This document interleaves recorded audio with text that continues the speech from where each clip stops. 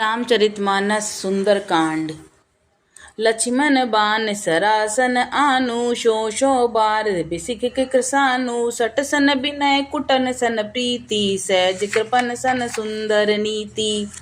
हे लक्ष्मण, धनुष बाण लाओ और मैं अग्नि बाण से समुद्र को सोख डालूं। मूर्ख से विनय और कुटिल के साथ प्रीति स्वाभाविक ही कंजूस से सुंदर नीति का उपदेश है। ममता रत सन ज्ञानी कहानी, अति लोभी सन बिरति बिखानी, क्रोधि समकामी हरि कथा, ऊसर बीज बये फल जथा। ममता में फंसे हुए मनुष्य से ज्ञान की कथा, अत्यंत लोभी से वैराग्य का वर्णन और क्रोधी से शांति की बातें, कामी से भगवान की कथा, इनका वैसा ही फल होता है जैसा ऊसर में बीज बोने से होता है। अस कहीं रघुपति चाप चढ़ावा, यह मत लक्ष्मण के मन भावा, संधान्य प्रभु बिसिक कराला, उठी उठती उर अंतर ज्वाला। ऐसा कहकर श्री रघुनाथ जी ने धनुष चढ़ाया। यह मत लक्ष्मण जी के मन को बहुत अच्छा लगा। प्रभु ने भयानक अग्नि बाण संधान किया, जिससे समुद्र के हृदय के अंदर अग्नि की ज्वाला उठी। मकर उरग जशगन कुलाने, जरत जंधु जल निधि जब जाने, कनक थार भरी गनि मणिगन नाना, विप्र रूप आयो तजिमाना।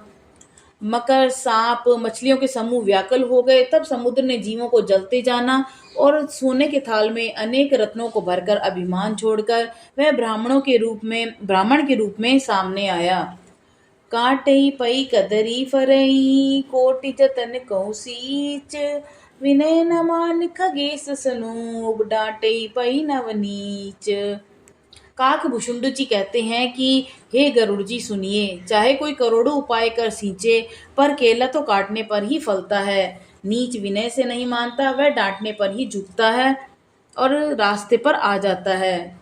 सबय सिंधु गई पद प्रभु केरे, क्षमऊ नाथ अब अवगुण मेरे, गगन समीर अनल जल धरनी, इन कई नाथ सहज जड़ करनी।